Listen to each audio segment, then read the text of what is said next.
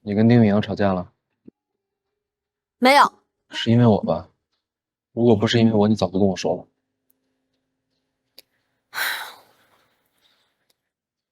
我终于理解青青说的那句话。他说像我们这么举世无双的好朋友，就应该都单着。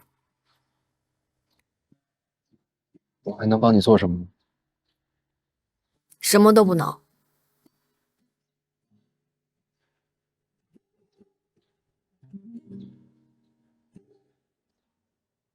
公司要派我到香港进修了。你这么说，好像是我跟你挤兑走的。什么呀？我这算晋升。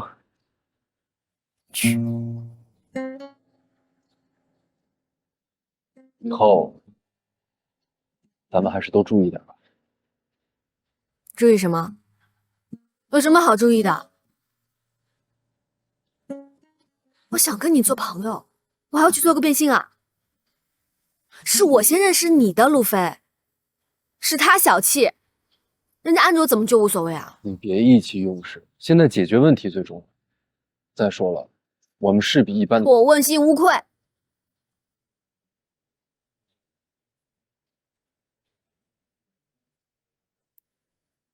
我不会改变我们的关系，也没有人能改变我们的关系。他丁宇阳也不行。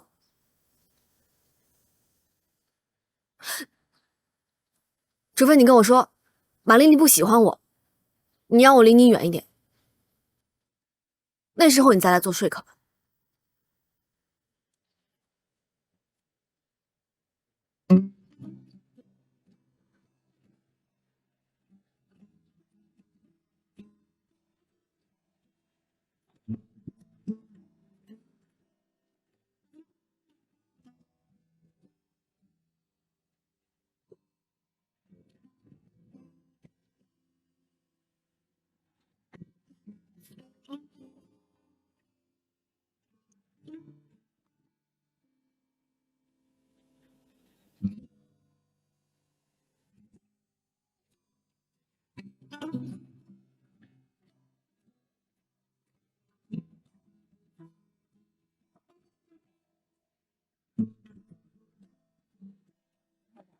那今天辛苦了，回去好好休息。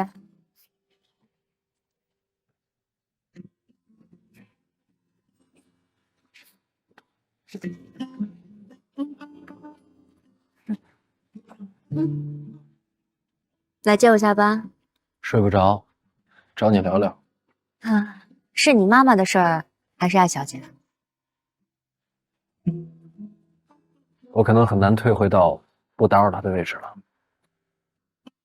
你们现在不只是好朋友而已吗？还要退？好朋友的关系也对他产生了打扰。那你还能怎么退？彻底退出他的生活？如果他需要的话，也许我真的可以。很感人。可惜啊，一个成熟女性是不会被你这种随意放弃又不能解决问题的方法所感动的。我们需要爱人，也需要朋友，两者都很重要。这又不是什么鱼与熊掌的问题，而且这件事虽然和你有关系，但不应该是你去解决的。艾小姐才是最应该做出决定的那个人。如果他们俩连这点磨合期的小问题都解决不了，我觉得也走不长远。走，带我去兜兜风吧。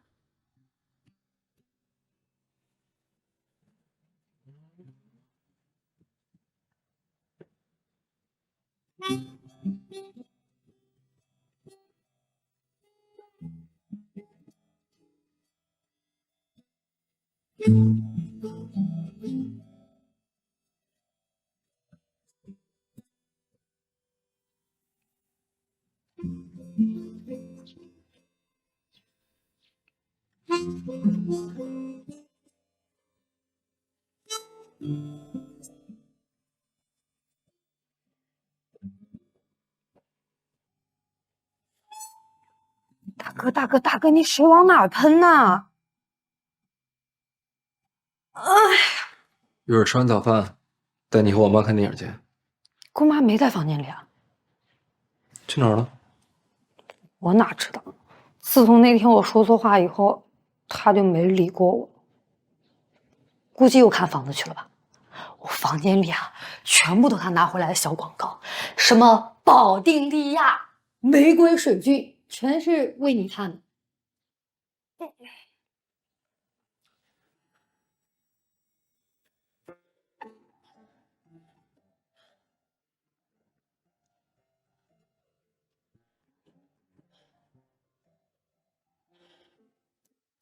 小曼，小曼，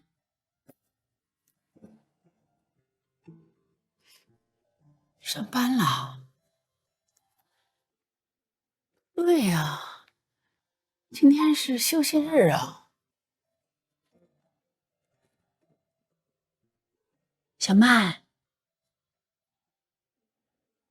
这懒丫头还睡觉呢。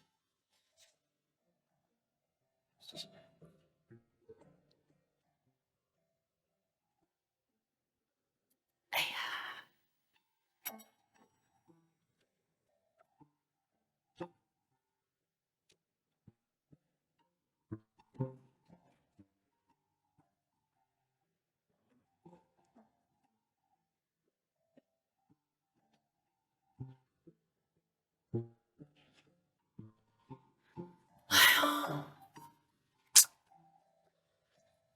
哎，再给孩子买点水果去。哎呀，哎呦，对不起。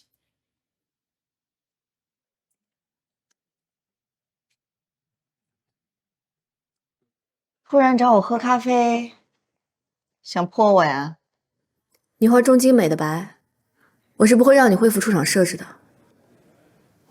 我就纳闷了，这么多年了，你怎么还是这么烦人？彼此啊，八字不合。人生克星。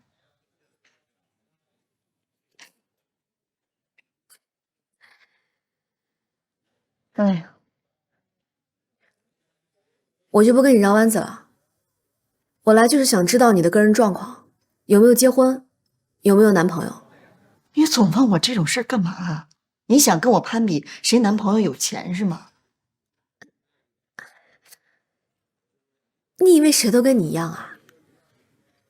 我这是帮路飞问，他这么多年都找不到喜欢的人，就是因为他喜……你疯了！你快醒醒吧，大班长！你说不泼我，我可没说不泼你，就当是当年我替你顶雷的回报吧。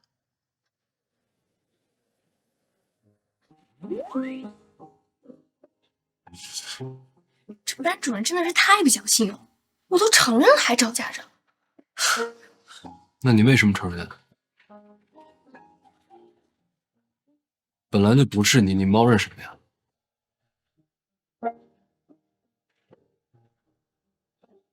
我知道你绝对是为我好，帮我解围，但也不能就这么顶了呀。去跟他们说清楚。去。哎呦，你别过意不去，你没事的。哎，我跟你说，要不是我跑得快，第一个冲出去，那好几个女生都要踢凳子。我谢谢你的好意，但是这种事儿必须说清楚。说清楚，你敢吗？你敢说这情书是写给艾若曼的吗？你怎么知道？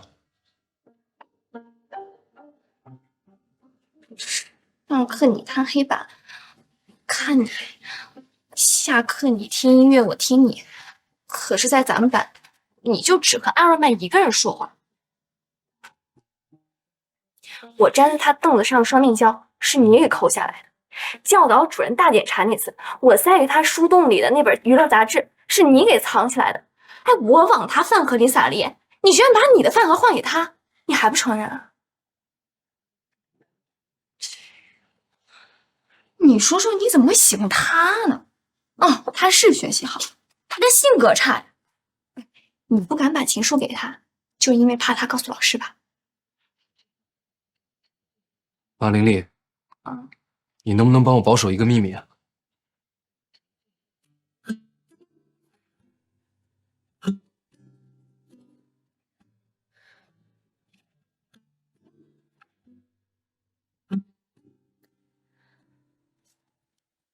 伤心的人爱听情歌，用别人的故事暖和我，从难过变沉默，不想了。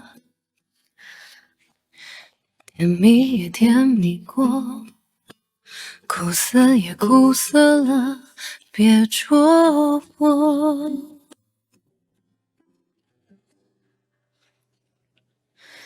孤单的心吧，看流星被雨落的痕迹，提醒我不要让洛菲知道我回来找曾经有过，还记得当路过。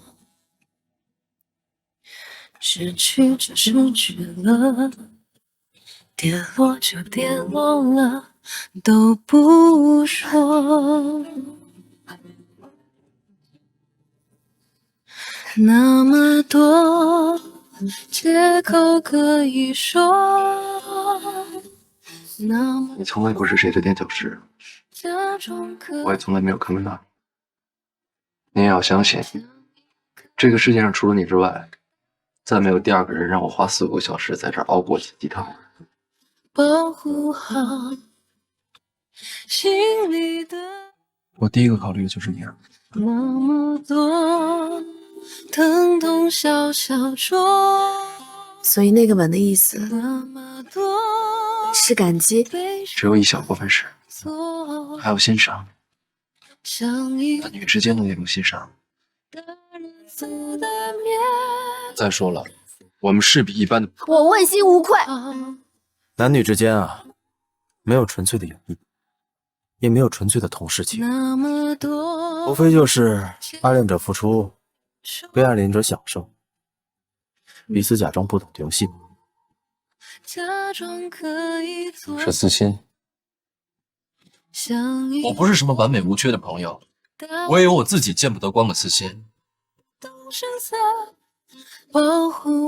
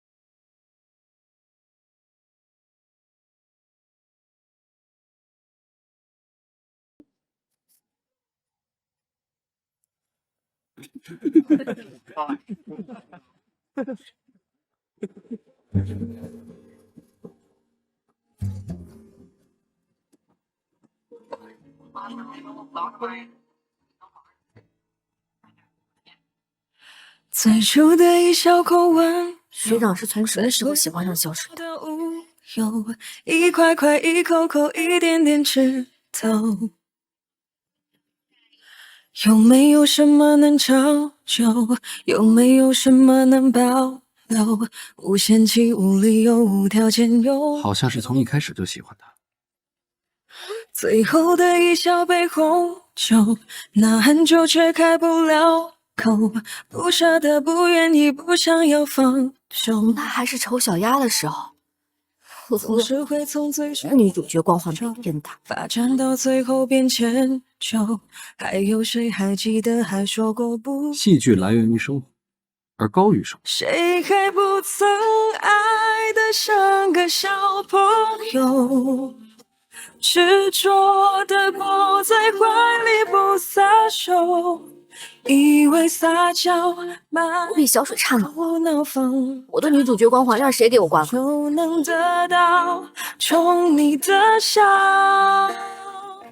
谁还不曾爱得像个小朋友，笨拙的不知道怎样才好，以为那10年后，他们重逢，然后结婚，讨好就能得到爱的抱抱，抱抱。你干嘛剧透啊？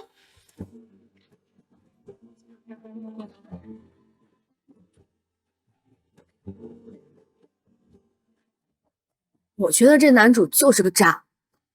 你能不能别把自己主观情绪带到戏里？哎，他喜欢女主，他为什么不表白？男人没种，就不是真的帅，徒有其表。那可能正是因为不表白，才会有这么美好的一段初恋暗恋。美好的暗恋，你的确实不怎么美好。你懂不懂啊？两情相悦不表白，为了折磨而折磨。那如果男主不确定女主是不是喜欢他呢？万一表白了，连朋友都没得做。你的意思是说，如果男主表白了，女主就跟他绝交？你到底有没有好好看戏啊，大哥？女进男退，男进女退，他们就这样磨磨唧唧了一整部戏。我觉得这个电影可以改个名字了，就叫《酒醉的探戈》。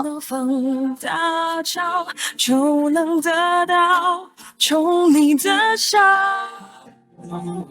谁会不曾爱得像个小新的角度，让往事有了新的解读。每个你曾经认为自己想多了的时刻，忽然变成了想的太少。在真相面前，过去忽然倒塌，未来一片混沌。陆飞，港大进修的事儿定了，有你。你怎么知道？昨天我在主任办公桌上看到正式文件了。哎，等周一上班的时候，主任给你正式通知，你可要装作刚知道的样子，别把我卖了啊！哎，那我要是走了，你这忙得过来吗？你走了，我肯定要累啊。但是等你回来，那可就不一样了。我还等着你这港大牙医学院的金字招牌招揽客户呢。啊！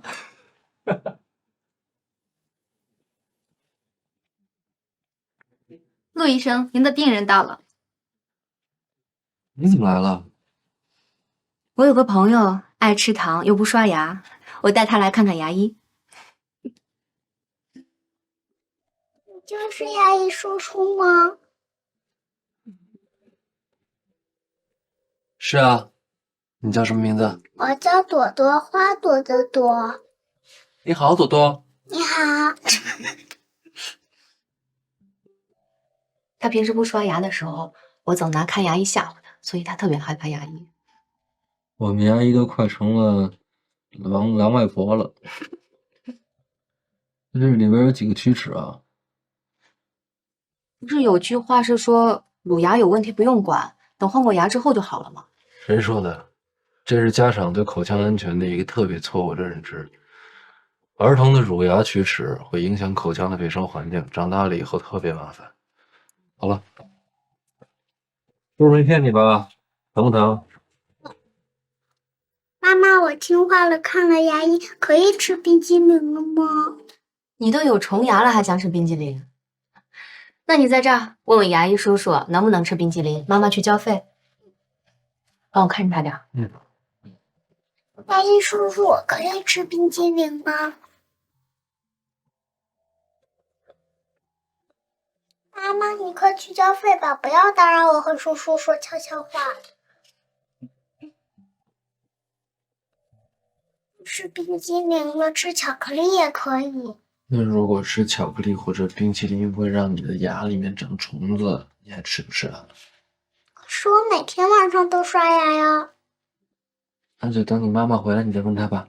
那还是算的。你是我妈妈的男朋友吗？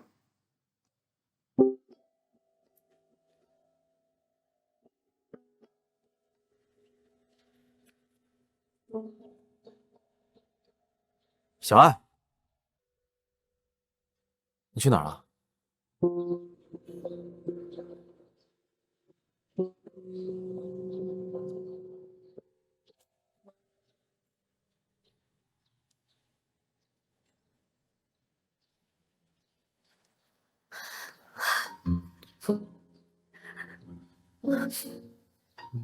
你怎么了？这在外面呢。好了，知道自己错了吗？知道了，错的很严重。这还差不多。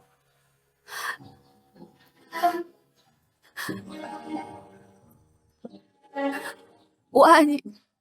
我昨天看到你给我打了电话了，打回去怎么关机了？丁宇阳，我爱你，我爱的就是你，丁宇阳，我一直都爱你，我爱你，我爱你，我爱你，丁宇阳。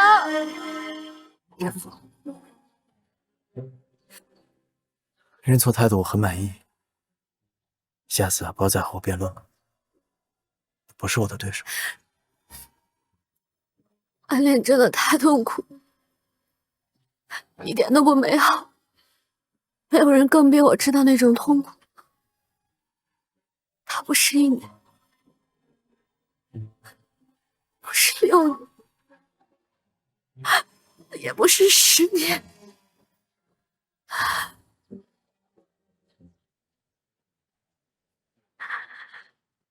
曼曼，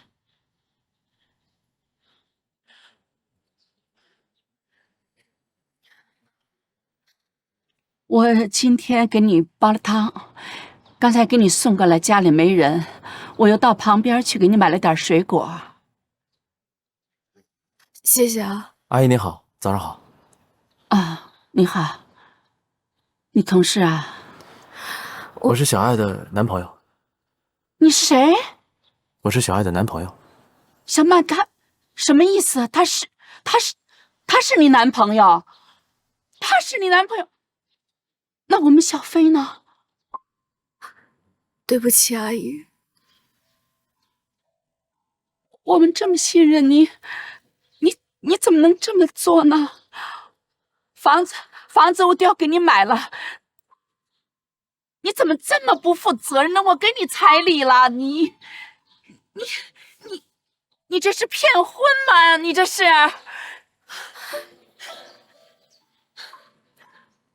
小曼，你爸爸妈妈教你这样做的啊，让你脚踩2只船。阿姨，你冷静一点好不好？这没你说话的份儿。你别管了，你先走。你怎么能在大庭广众之下和别的男人搂搂抱抱呢？而且你怎么能够还跑到我们家骗婚呢？你这没道德呀，小曼！小曼，你知道阿姨多喜欢你，多信任你吗？啊？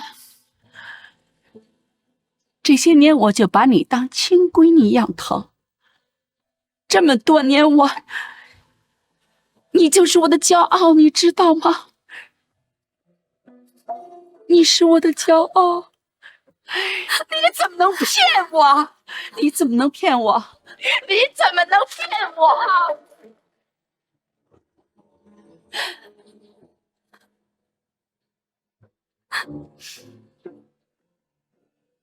没事。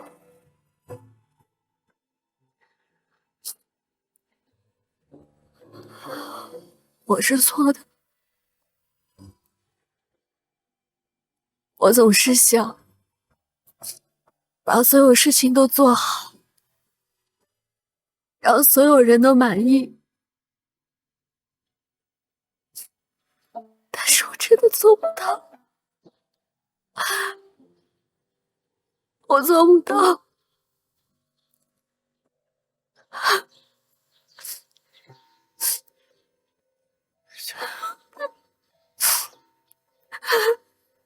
朵朵的乳牙间隙比较大，吃东西容易塞牙，长此以往就会导致龋齿。每天都要记得给她用牙线。孩子的口腔健康跟做家长的息息相关，每2、3个月带她来这儿检查。我记住了。哎，以前也没人跟我普及这些，我也不太清楚。要是早认识你就好了。也是怪我们牙医光顾着治疗，没有做好宣传工作。辛苦你了，那我们先走了。好，朵朵，来，过来，来，谢谢牙医叔叔，给牙医叔叔说再见。可是我还想跟他玩一会儿呢。可是牙医叔叔还有别的工作要做啊。那么他给我讲冰雪女王艾尔莎的故事。下次来不只有冰雪女王的故事，还有好多别的故事，想不想听？想。那好好刷牙。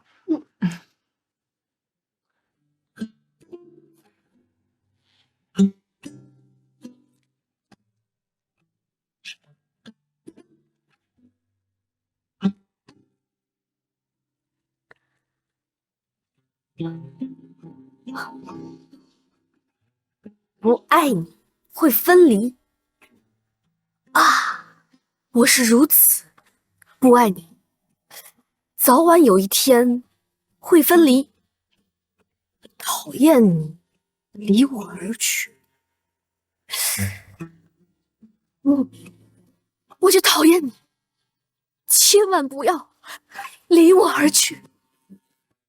如果这些年你不是这么依赖他，把他当做最好的朋友，给他最绝对的信任，什么都跟他说，让你的事情填满他的生活，他可能不会爱你。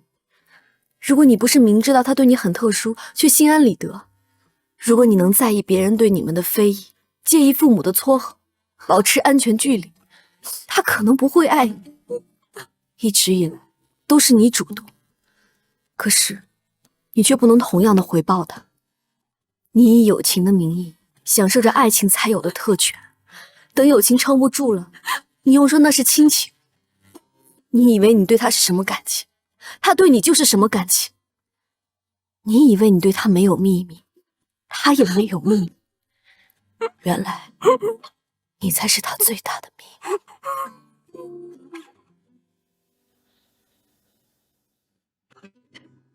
关键是你们家那闺女，就是在大庭广众之下就跟那个在那搂搂抱抱的。哎，你们做家长，就这么大的事儿，他们俩的关系，你们不会不知道的啊？你们不知道？您是不是误会了？我亲眼看见的，怎么是误会呢？啊！我跟你说，你们不带这么欺负人的，你知道吗？啊！你们是一家子合起伙来骗婚，骗我们彩礼啊！干嘛呀你？闹够了没有？喂，叔叔，是我。这到底怎么回事啊，路飞？对不起啊，我没跟我妈解释清楚。不是解释什么呀？解释！我跟你说，你一家干嘛？你干什么呀你？你非要把我逼疯是吗？你给我瞪眼是吧？你瞪眼，你跟我瞪你！我跟你说我还没跟你算账呢。您别再说什么彩礼啊，什么骗婚啊，妈妈早就把钱转给咱们了。我们都是怕您上当受骗受损失。哟，我们，你是不是觉得你们立功了？你是觉得你们立功了吗？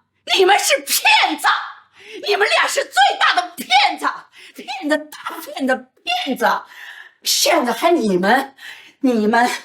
你真行啊你！什么事儿，只要不顺着您的心意，就是骗子。从小到大，那么多次想跟您沟通，好好说说心里话，听过吗？你说都是屁话。那我就说说我怎么变成一个屁的。从小你们就说我是个错误，你们婚姻不幸，我们家庭畸形，都是因为我意外出生了。啊，我那时候小，我听不明白你们具体吵的都是什么意思，但我已经明白了，不该出生。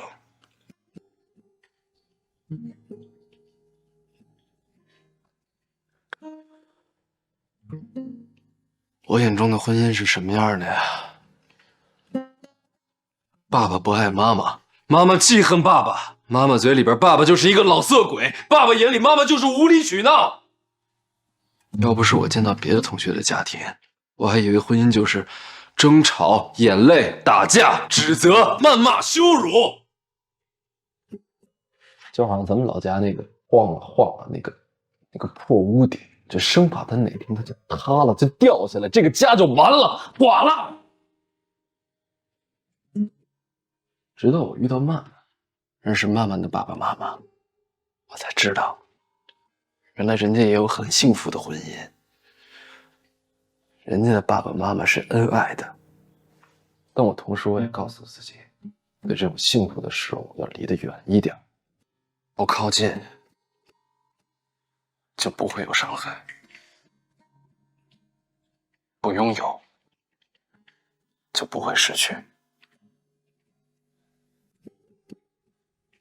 我害怕开始，不敢轻易开始，因为我怕怕我跟你们似的，万一走不到一个白头偕老的终点，我就会后悔有那个起点。你是自己你自己没本事，你把这个小曼追到，他现在骑着驴找马，完了之后，妈妈，我说这些不是要怪您的意思，也不想跟您吵架。从小到大最怕的就是跟您吵架，别让它再发生了。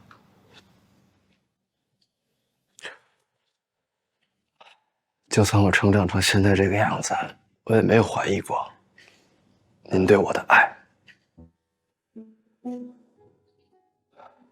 但是，我多希望，哪怕您能有一次问问我，试着了解我到底是个什么样的人，想要一个什么样的人生。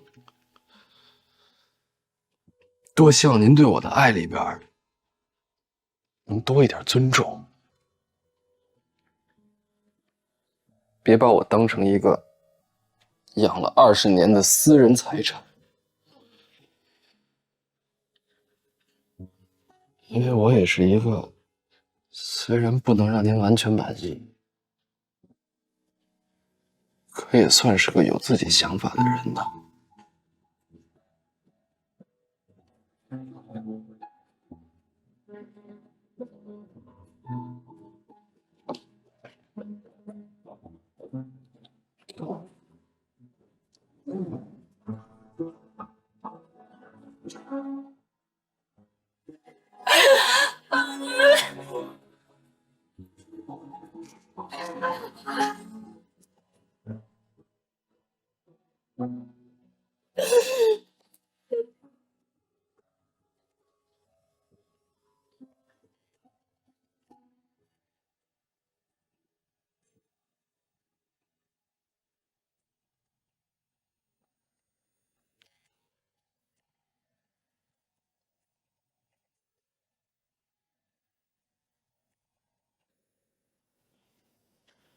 你还拿不拿我们当家长啊？交了男朋友这么大的事儿不跟家里人说，还在大庭广众之下，你跟他搂搂抱抱，你现在让我们怎么跟人家解释啊？爸爸妈妈从小是怎么教育你的呀？你在外边这几年是不是学坏了呀你啊？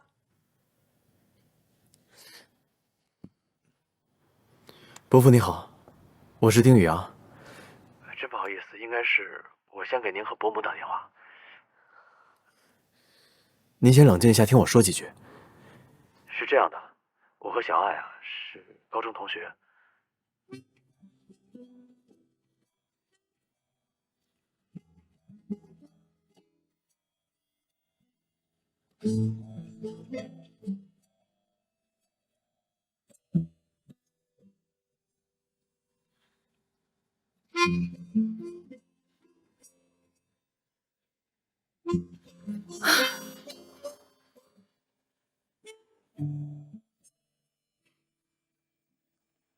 这么一闹也挺好的，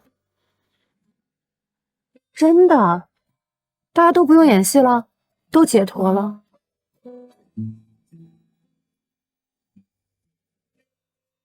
曼曼姐说过，你就是太在乎别人的感受，有的时候就会忽略你自己。她原话怎么说来着？你是那种取悦型人格。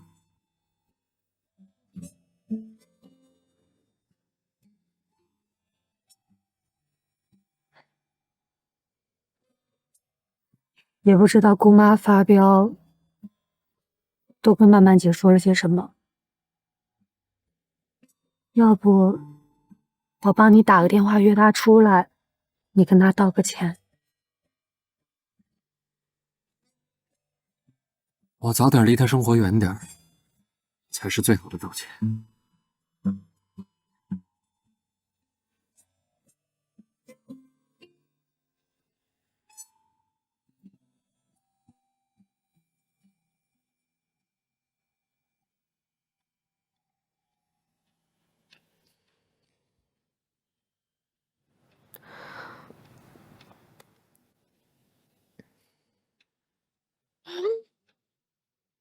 对不起，我果然是甩着膀子做大死的麻烦精。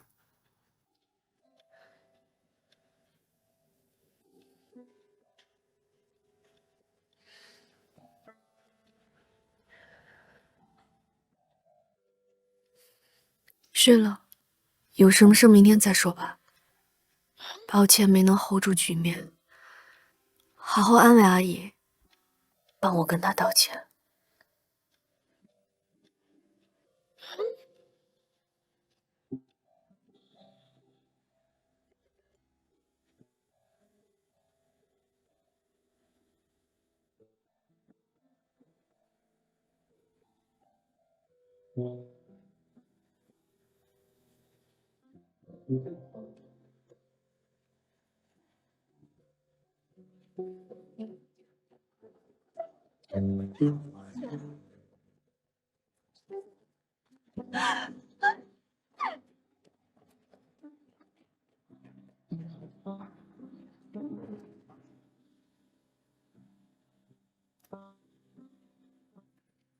我们准备一会儿去吃个饭。对，艾总要不要一起？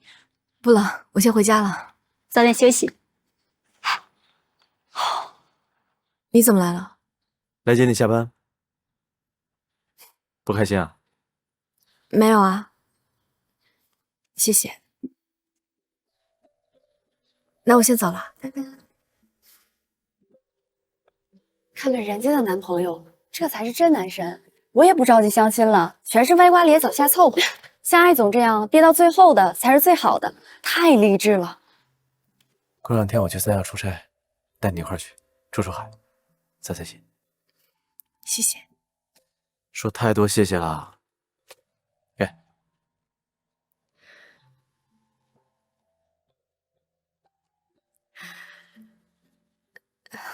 谢谢，别说了。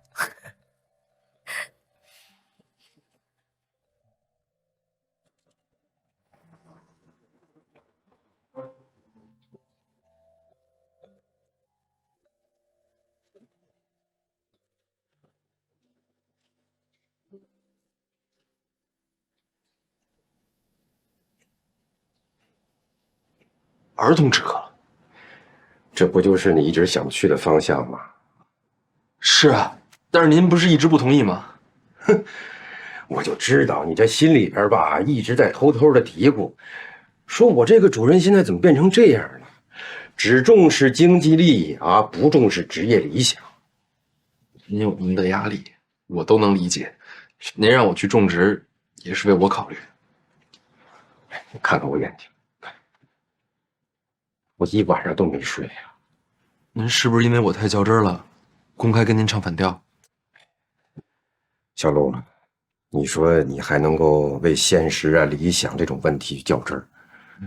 我干这行多少年了，这理想啊，早就变成这海底下的冰山了。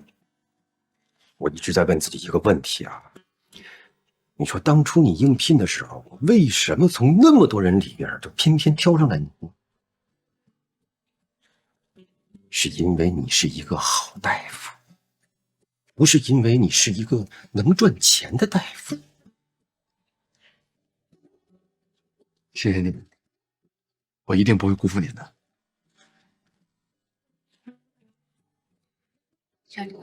你们的公众号一定要帮我连推3天啊，尤其是小栗旬啊，拜托了，谢谢。你怎么来了？快开业了，我来道个贺。看你这状态不太对啊，像是来道别的。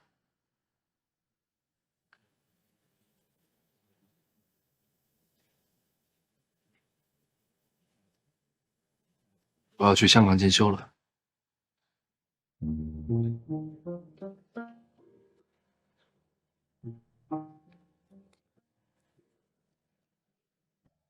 还回来吗？如果回来的话，一定会来看你的。还有，朵朵的牙齿要按我之前说的好好保护。这些我都知道，不能不去吗？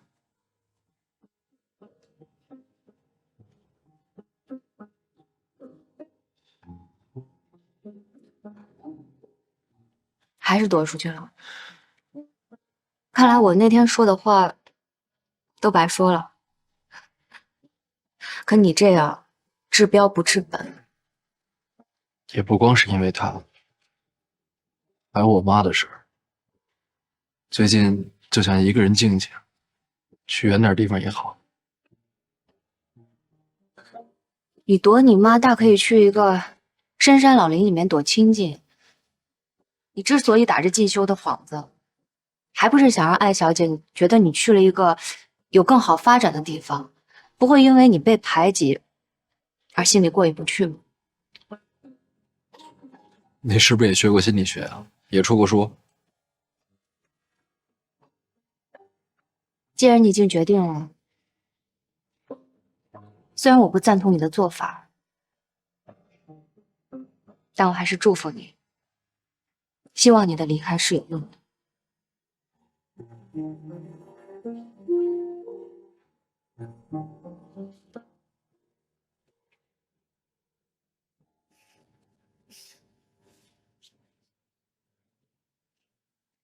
一路顺风，保持联系。地址和电话号码一定要第一时间告诉我。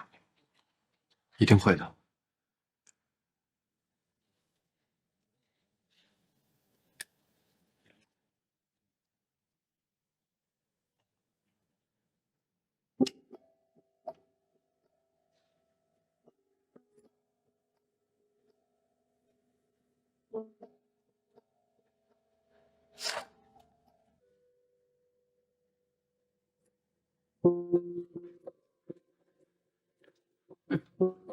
我这辛辛苦苦的把他拉扯大，现在我老了，没本事了，我就得看他的脸色。哎，谁敢给您脸色看呢？一个你，一个他。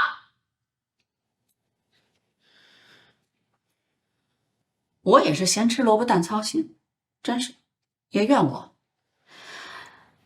你们呐，你们现在是长大了，对吧？也有自己的准主意了。我说什么呢，你们也不爱听。以后你们爱怎么着怎么着，我还不管了。谁？哥，你回来了，吃饭吗？公司派我去香港进修。啊？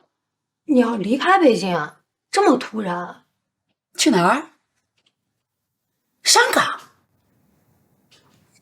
就是说你有新发展了？哎呦，儿子！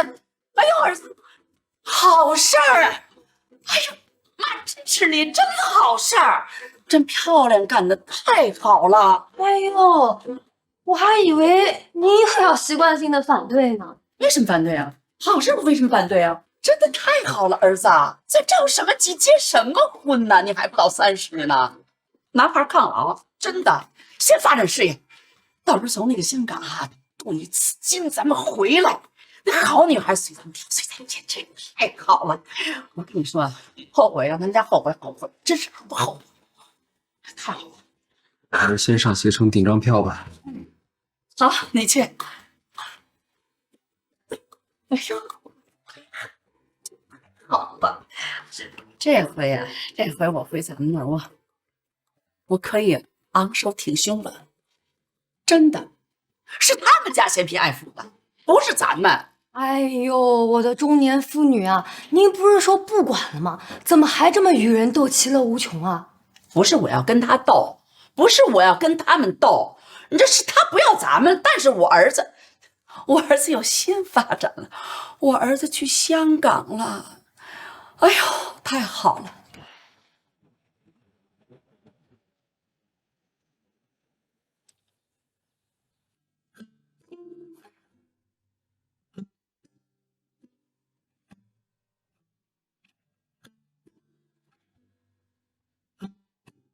拨叫的号码暂时无人接听，稍后再拨。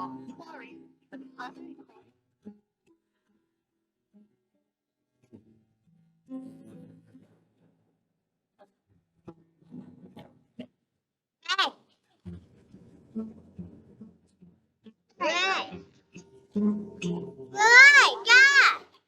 这样得了，妹妹一会儿都会陪着我。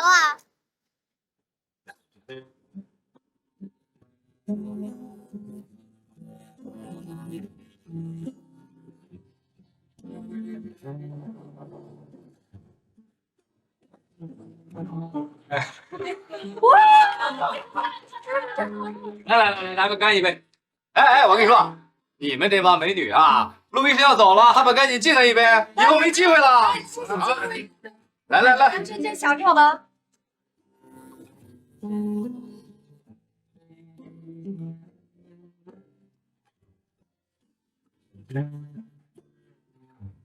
号码。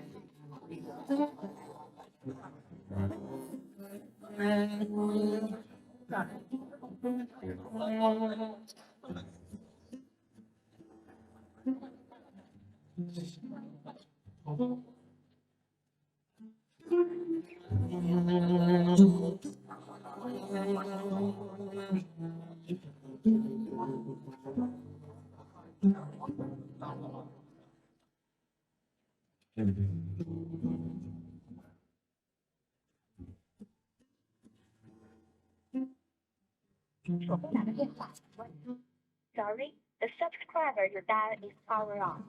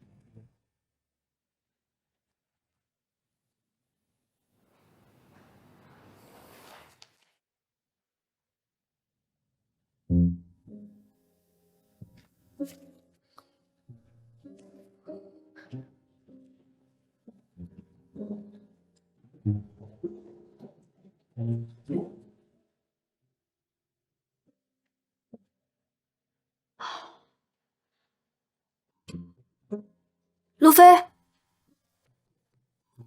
路飞，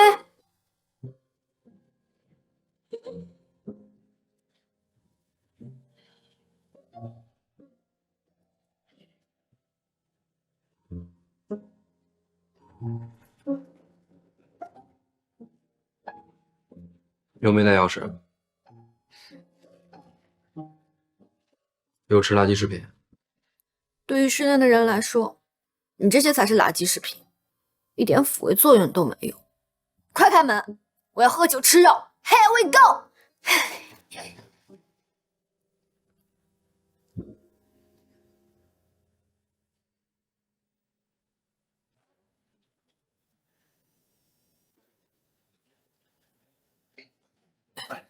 哎，放那儿吧，谢谢。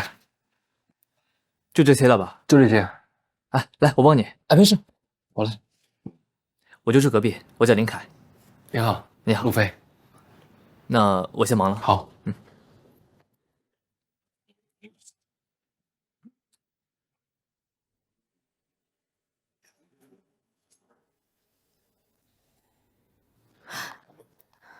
你总算回来了。你哥呢？走了。他去香港了，你不知道吗？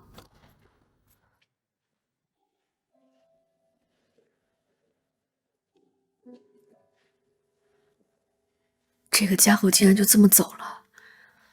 12年来第一次分开，竟然让我留给你的分别礼物是几斤老泉。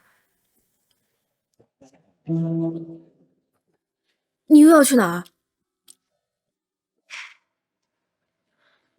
姑妈已经回老家了，我决定和小卢合租，这房子我打算退掉。不能退，谁说要退了？你哥才走1年，又不是不回来了。我哥也说不退。走的时候还交了1年的房租。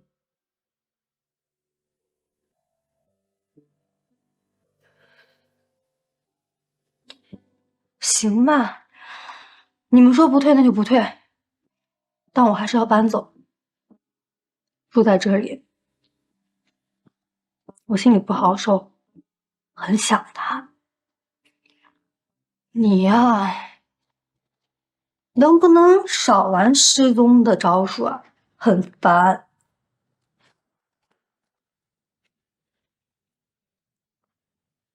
给。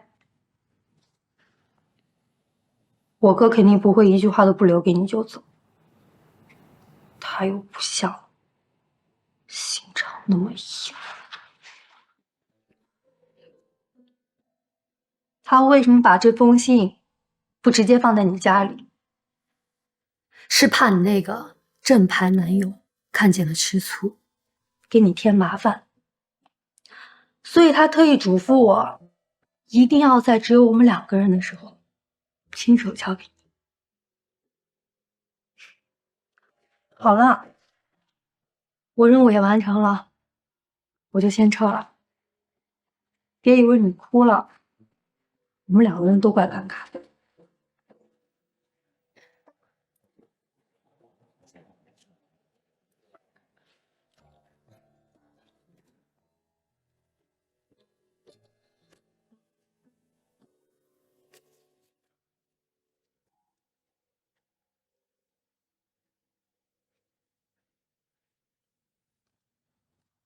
如果你从小在动荡的家庭长大，你会极度不安，又无比渴望安稳。如果你从小承担怨气，没有赞美和鼓励，你会缺乏自信，内向，不主动。如果你曾经因为家庭受到质疑和嘲笑，你便不再愿意跟别人说几句。如果你品尝过失去至亲的滋味，便会对分离和失去充满恐惧。跟改变比起来，保持现状才是最安全的。安全感对于我来说过于重要，也就是我自己营造的安全感。好，我问一下，哪位同学愿意和路飞同学做同桌？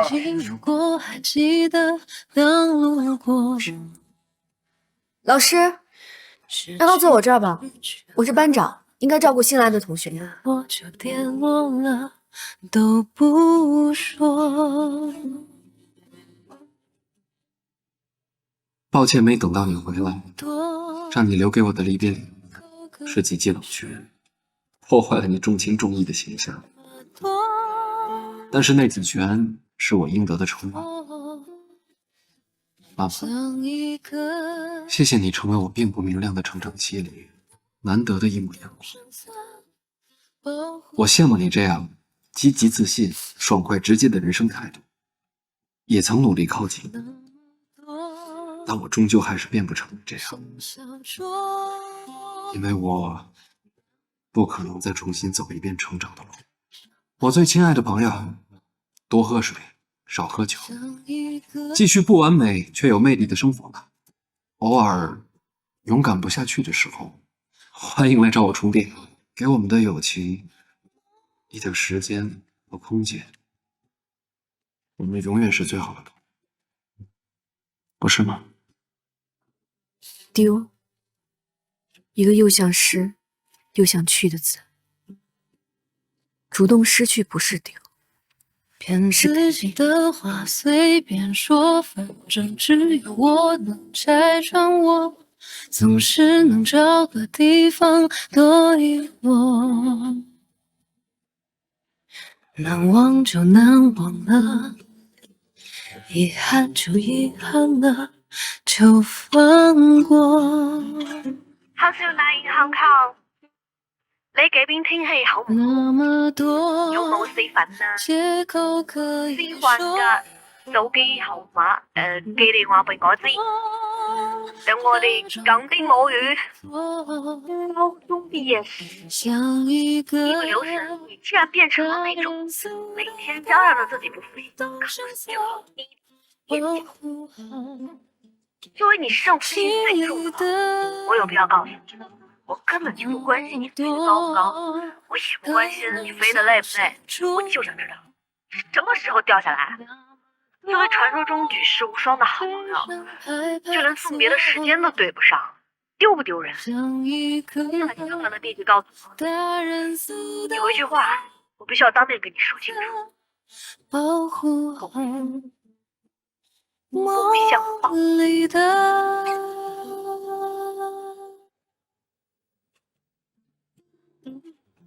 逐渐看透生活的恶作剧，比如突然拿走你习以为常却来不及珍惜的幸福，比如把追求安定的人放在陌生的环境里，让他在摸索中展开全新的生活，而喜欢挑战的人却让他留在原地不断重复。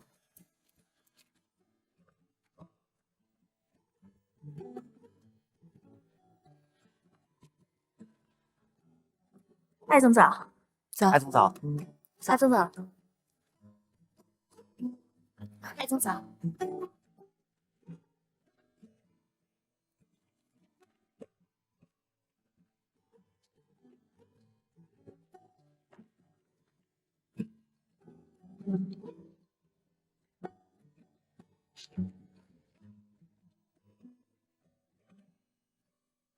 怎么了？鲁飞他妈妈从北京回来以后，就再也不理我们了。今天一早，我到他店门口，还没等我进去呢，人家把店门关了，把我的号码也拉黑了。我妈呢？你妈出去了？这是不打算要见我了？不会，哪会呀？你净瞎想。曼曼，那天小丁儿跟我打电话的时候，我觉得那孩子说话挺有分寸的，应该是个不错的小伙子。反正我女儿的选择应该是最好的。我跟你妈想去北京见见那孩子。要去自己去啊，别带着我。嘿，妈，我爸刚说你不在，你这就穿帮，让他有点没面子吧。丁宇阳这段时间挺忙的，等过一段时间我们俩再稳定一点，你们再见好吗？那我先忙了啊。Hello， 可以开会了。哎呀，我忘了给大家介绍了，这是咱们公司线上全渠道运营总监林总，大家欢迎。大家好。一看林总的打扮呐，就知道是 IT 精英啊！好了，那我们现在开会。各位手上拿的企划书是林总准备的，我们大家可以交流一下。您要让每个进实体店的顾客刷二维码下载 APP， 这样会极大破坏顾客的购物体验。这样搞下去，门店变成线下体验店了。实体店慢慢的都会转型成展示店，这是个趋势。当然，实体店有 APP 不具备的优势。艾总是销售人才，肯定能平衡两者，做到双赢。您还有跟网络红人合作？在抢占年轻用户上，我们最大竞争对手不再是传统品牌，而是街头网络潮牌。如何能让这些对品牌没有忠诚度的90后、00后成为我们的顾客？自媒体网红是最好的媒介。又来了，生活的小邪恶，一不是，皆不是。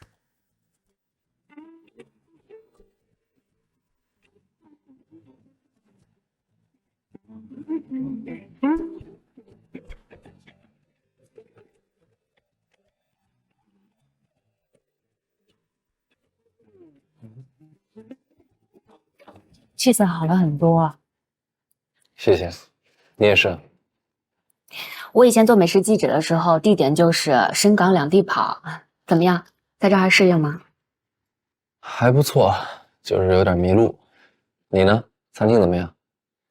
生意很好，尤其是小栗旬，天天卖断货。我这次来呢，就是想找一个我以前采访过的西饼师傅，你有没有兴趣跟我一起去啊？兴趣是有，但是我一会儿还有课。那就改天再约，等你有时间了。你在这边待多久？我订的是单程票，来陪读的。那朵朵怎么办？我开玩笑的，我最多待1周。周一上午吧，到时候我有时间陪你去见那个师傅。那太好了，我跟他约一下时间。我怎么觉得你还是想让我跟你一起开店？我可没那么容易死心的。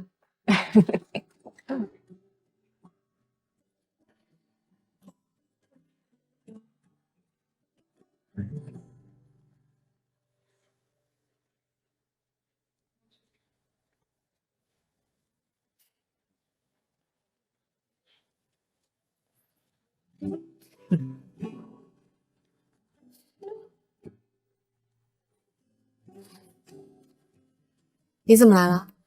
我陪林总出差回来。林总的人啊，准确说，我是中端形象部的人。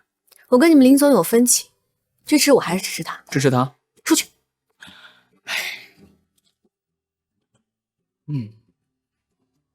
先喝着你的奥瑞白，听我说完话总可以吧？